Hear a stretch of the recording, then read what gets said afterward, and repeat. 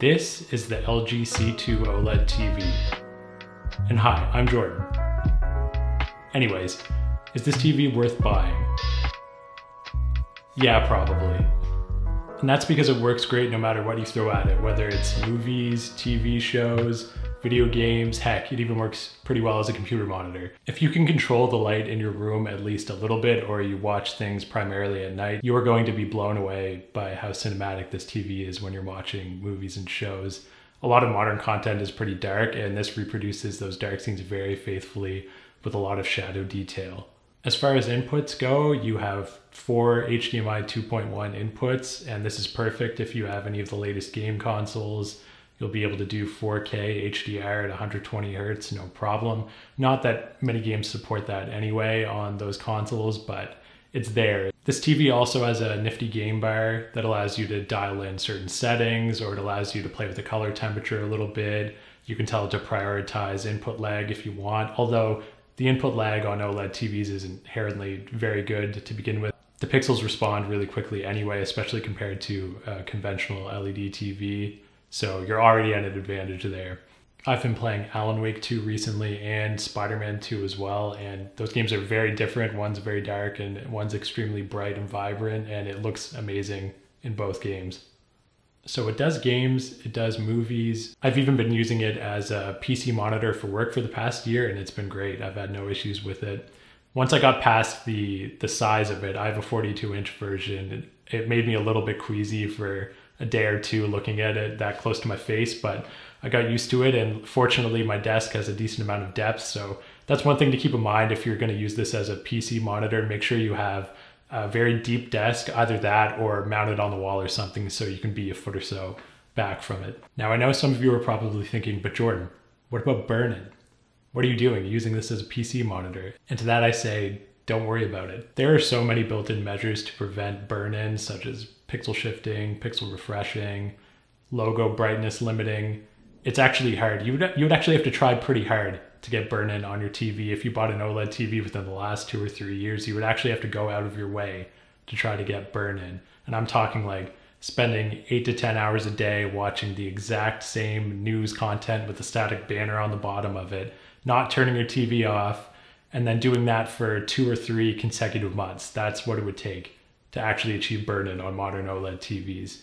I switch up what I'm doing on the TV every now and then. I play games on it sometimes, I watch shows on it sometimes, and I feel as long as you vary what you're doing on the TV at least a little bit every once in a while, and if you turn the TV off and keep those prevention measures turned on, then you'll be fine. You really have nothing to worry about. If you're coming from an LED TV and you've been worried about OLED all this time, don't worry about it at all. Modern OLED TVs will make it very difficult for you to achieve burn-in, even if you're trying. Even if you're going out of your way to do it, it's going to be pretty difficult, so I would not worry about that at all. So who is this TV for? I would say if you're a movie and TV show lover like myself, you spend a lot of time watching movies and shows and you want them to look as great as possible, then I would go for it. I would buy this TV. If you're someone who has a PS5 or an Xbox Series X or a high-end PC and you want a really nice display to play your games on, then I would highly recommend this for you too. It has insane response time and really low input lag, and it's going to look very vibrant when you're playing games on there. So definitely recommend it as a gaming display if you have a newer console or a newer PC. It's pretty good as a PC monitor or a productivity machine if you're looking for a nice display.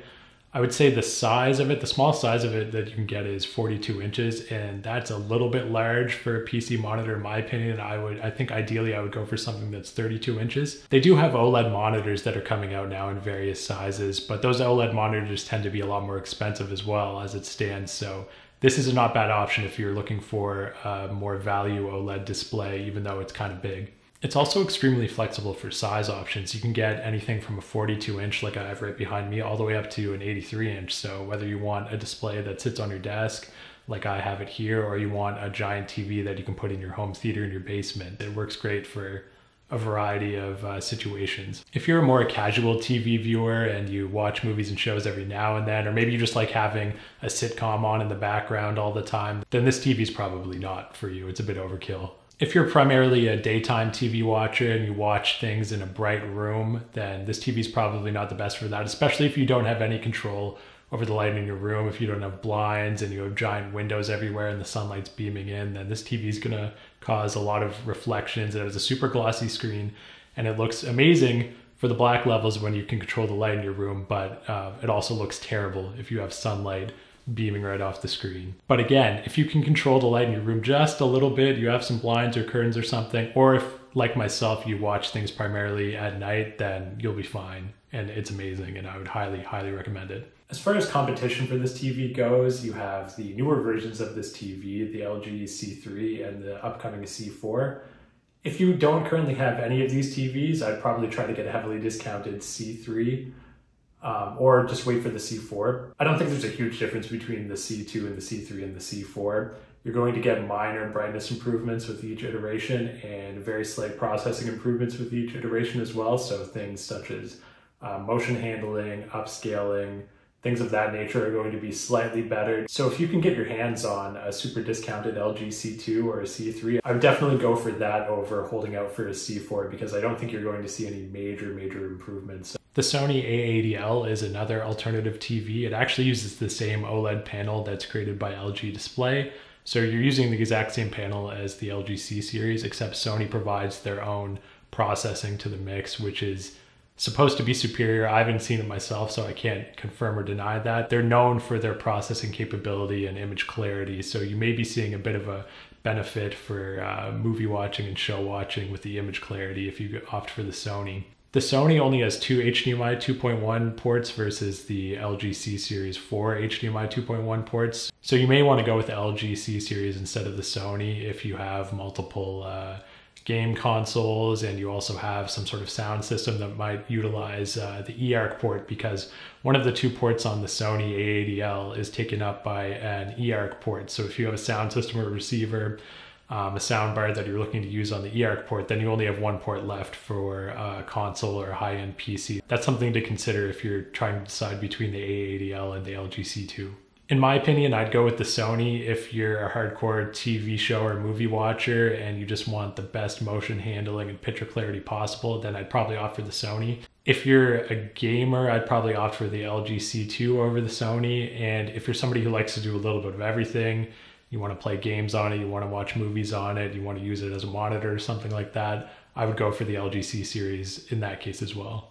And finally, we have the Samsung S90C, which came into the mix within the last year. Unlike the LG C series TVs, the Samsung S90C is a quantum dot OLED. I'll try to do a video soon explaining the differences between both. The short of it is, on the Samsung S90C, you're going to get superior color brightness, and your peak brightness is going to be a little bit higher as well. And the kicker is they're offering it for the same price as the LG C series TV a lot of the time. The LG C series also supports Dolby Vision, whereas the Samsung S90C only supports HDR and HDR10+, so that's something to consider as well. Honestly, I don't think the lack of Dolby Vision is a huge deal. In a lot of cases, Dolby Vision I find to be a bit dark, a little bit too dark actually, so I don't think it's a deal breaker by any means. The Samsung, unlike the LG C2 and C3, also supports 4K 144Hz gaming and has 4 HDMI 2.1 ports, so it has the advantage there as well. Something to consider if you have a high-end gaming PC. If you're only using one of the latest gaming consoles, then you won't be able to surpass 120Hz anyway, so I wouldn't lose too much sleep over 144Hz versus 120Hz. You're only going to be able to take advantage of that with a really high-end PC. Both TVs provide an excellent picture when you're watching movies and TV shows, especially if you're feeding it 4K HDR content. Neither TV is going to disappoint. I would say the LG C series TV have slightly superior upscaling, so if you watch cable TV or you watch a lot of low bitrate YouTube videos, then you're probably going to want to go with the LG C series TV or maybe the Sony. If you're focusing on really high quality content, 4K HDR content, 4K Blu-rays, high quality 4K streams, if you're watching 1080p Blu-rays or something like that, then I think the Samsung is a great option to go with. You'll have a more colorful picture with the Samsung as well. So thanks for tuning in. That's pretty much all I had to say about that. I don't really know. It's my first video, so I'm not really sure how to